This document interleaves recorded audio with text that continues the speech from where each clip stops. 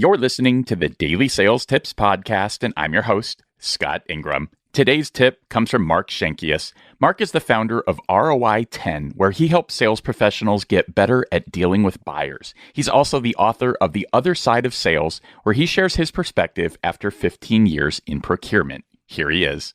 We have all seen the news. Inflations of 5% or more are not uncommon these days. Raw materials, energy, labor, just to name a few that caused this surge in inflation around the world.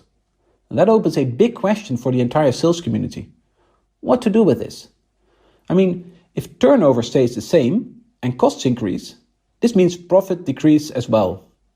Or perhaps this even means a loss if margins have been low already. In any case, it is not a situation you should accept just like that. However, from my experience talking to sales professionals around the world, they struggle to discuss this with their customers because they also know how tough buyers can be. They're scared to put these requests on the table, and I understand that all too well. To help you with that, I'm here to provide you with an interesting provocation. Here goes. Not asking for a price increase currently erodes trust with your buyer. There, I said it. But more interestingly, here's why. If you do not ask for a price increase in the current market situation, you are basically saying to your customer buyer, I can take a 5 or 6% inflationary hit on my margin because margins were already good beforehand. As a buyer, this would make me feel bad about our past dealings, believing I have historically overpaid for the products or services you have provided. And that's one of the worst feelings to have as a buyer.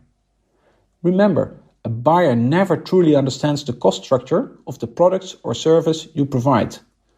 So a lot of their decision making is a mixture of emotions and facts.